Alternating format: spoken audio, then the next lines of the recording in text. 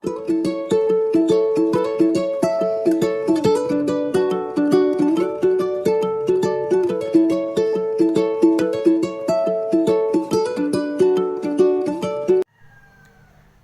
good afternoon from the Philippines. My thought for today is one that is really mainly aimed at my major audience, which is Americans. Sorry, I'm not picking on you guys, but given that you are the largest portion, I think about 64% of my viewers are actually American. I'm addressing the subject, I suppose, to you. My mother was American, so please don't hold that against me either. But Americans are known to be fairly vocal, fairly strong-minded, and matter of fact. When they want something, they expect it done. They're good at expressing their disapproval of something, and are not afraid to say it. But sadly, that in itself is maybe not the best way to bring that kind of feeling and that kind of attitude here to the Philippines. It's okay when you're amongst your fellow guys and you want to be a man's man and brag about your conquests in the past and talk about the women here with maybe a little bit less respect than you probably should. But remember, your wife may well be sitting nearby, so she will listen and she will take on board, and maybe it'll be a bit of a shock to her when she hears you talk like that. But I think that the majority of you guys, given that you're probably closer to my age when you come here, I'm 74, and I would think that the majority of Americans who decide to retire here, are in their early to late 60s. And they're looking for somebody to spend the rest of their life with, which may well only be a few years left. When I first came here, I never thought of coming here to find somebody who could care for me in my old age. Because to me, growing old together doesn't mean, in my mind, a carer looking after me till I'm dead. It means a companion, someone to share the good times and the bad together. And I can understand the intrigue of being in your 60s and finding a girl maybe 40 years younger, and your ego is somewhat overcome by your common sense. Because really, what have you got in common? Very little. Maybe you have a libido that you think can keep up with everything, but that's not a relationship. That's a part of a relationship. When push comes to shove, there'll be days where she's doing her own thing, and she'll be out with her friends who are going to be her age. And therefore, they're also going to probably think, isn't she lucky? She's got all this extra money that they don't have, because she's married or living with a foreigner. The other thing to remember is that most of you guys from America have a lot more income by way of a pension than the majority of the other Westerners. There are few Western countries that pay as high as the American dollar pays or the American government gives. Of course, many of you are veterans of different conflicts and therefore are entitled to other payments, including Social Security. So therefore, also you have the ability, in many cases, to transfer your pension to your wife after you passed on. So, from your perspective, when you ask the question, do I need this much or do I need that much? The answer is you're at the top of the tree anyway. So I don't think a person on $2,000 to $3,000 per month from America is really going to find it hard to survive here on a day-to-day basis in the Philippines. Of course, if he wants a Las Vegas style lifestyle, maybe it might not quite achieve that. Because no matter where you live in the world, the high life costs you. If you want to live what so many of us describe as the simple life, in other words, just buying normal food, making your food at home, nice wholesome dishes, delicious snacks here and there, then you can do that. You can do that quite modestly on even an Australian pension, which is around $1,700 Australian, which again is probably about 1,400 American dollars. And like I've always said in some of the videos that I put down, planning is so important. Planning to me is also preparation of your mind. Getting accustomed to the ins and outs of daily life for a Filipino is just as important as spending time asking questions of your future girlfriend or future wife. Because you need to see how she answers them.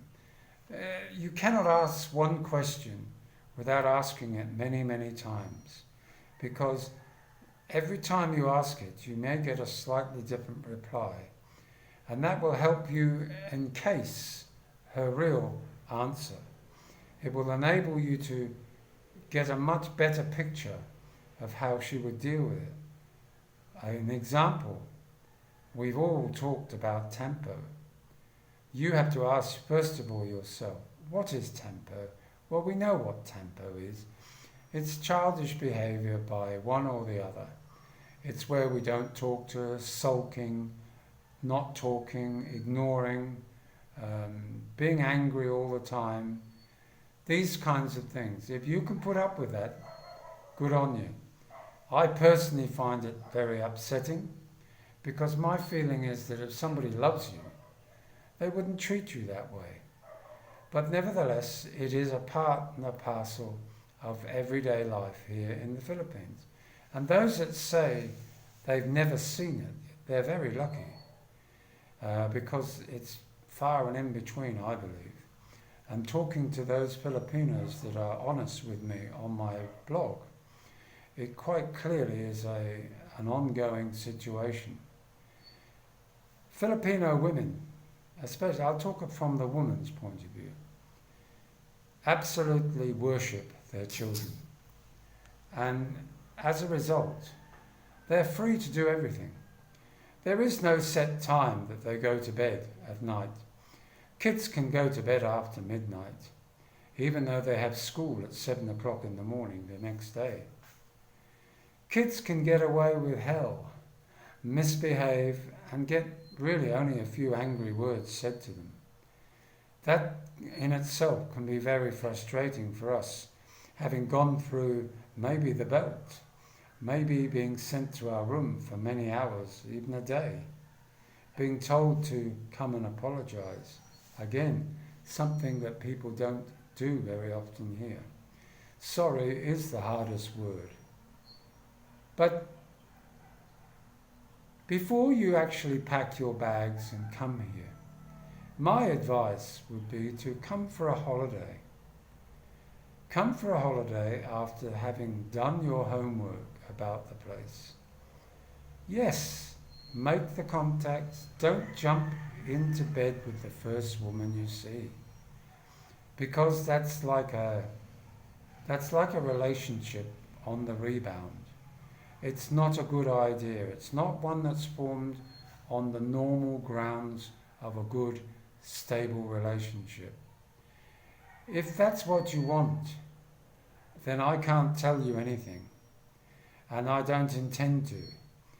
But if you're just coming for that, then really aren't you just a sex tourist? Aren't you someone that's just coming here because it's easier than back home?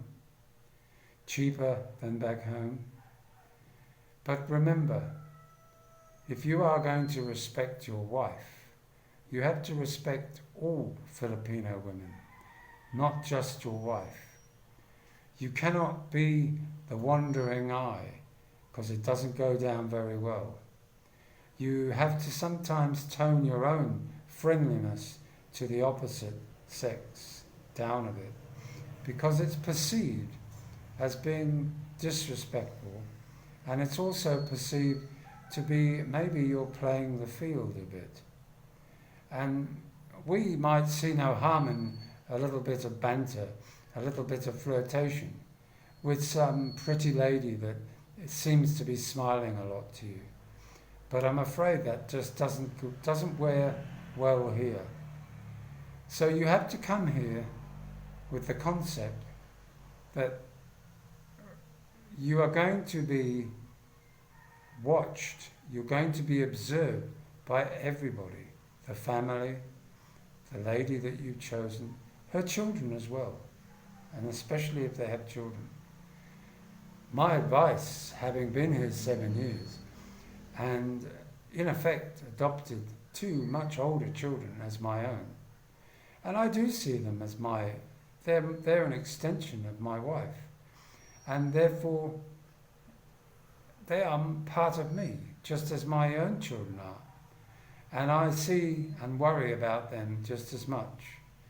So, because now they're 20 and 22, when I first met them, they were very young teenagers, extremely young, and very gullible, and very impressionable.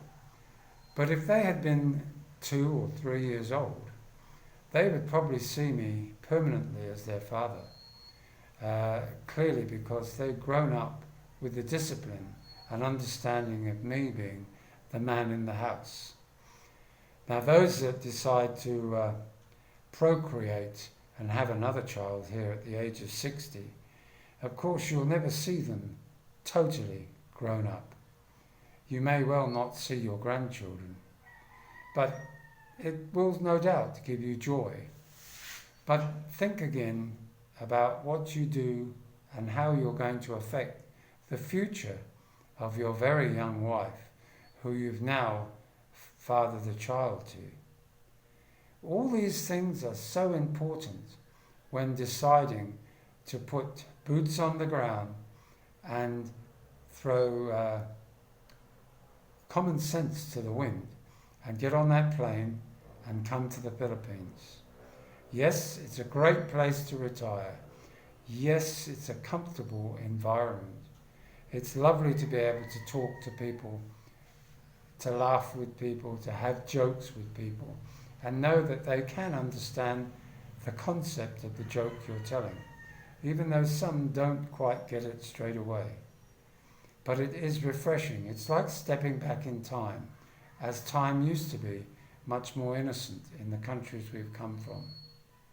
So, if you like this video, don't forget to give me a thumbs up. Come on, I need some more subscribers. We're just hovering here. Tell your friends and join us on our live as well. I try and do them regularly each week. They're usually around 8:30 o'clock at night, and that's Philippine time.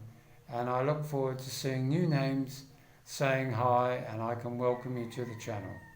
So have a great day, have a nice evening, and we'll speak again very soon. Bye now.